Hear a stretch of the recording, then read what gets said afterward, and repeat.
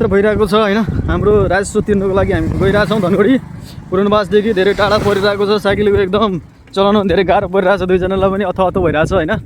यो हाम्रो सरकारले हेर्नु पर्यो। अब नेपालमा पनि ट्याक्स एकदम कम गर्नु पर्यो। गाडी मोटरहरू पनि एकदम सस्तो मिल्नु पर्यो। हेर्नुस् हामी धेरै टाढा आइसकेको छौँ। गाडीहरू चलिरहेछन्। आज हामी साइकल यात्रा गरिरहेछौँ। किन भन्दाखेरि हामीसित अब गाडी पनि छैन अहिले। साथमा साइकल भएको कारणले गर्दाखेरि एउटा गाडी किन्न सकिएको छैन सबैजनाले हैन।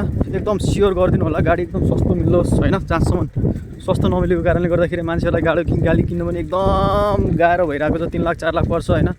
इन्डिया जस्तो हुनु पऱ्यो। नेपालमा पनि अब घन्टीलाई हामी भोट हाल्दैछौँ। घन्टीले अब यसो सुनिदिनु पऱ्यो हाम्रो भिडियो पुऱ्याउनु पऱ्यो त्यहाँसम्म। घन्टीमा भोट हालिसकेपछि घन्टीले अब गर्नु पऱ्यो व्यवस्थापन अलिकति धेरै नभए पनि। नेपाल सरकारले चाहिँ अलिकति भए पनि हाम्रो यात्रालाई देखेर कठिनाइ परिचय देखेर चाहिँ एकदम बुझिदिनु पर्ने अवस्था आएको छ है। अब गाडी मोटरहरू पनि एकदम सस्तो मूल्यमा पाउनु पऱ्यो है।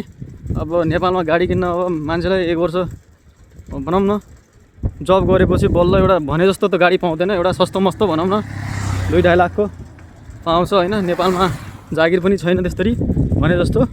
त्यही हो अलिलाई यति नै हो हाम्रो यो ब्लग यहाँसम्म पुगेको छ। अहिले हामी सिमरीमा पुगेछौँ। हामी अहिले राजस्व त्यहाँ कर बुझाउने ठाउँमा पुग्छौँ। हामीसित गाडीको बिलबुक पनि छ है।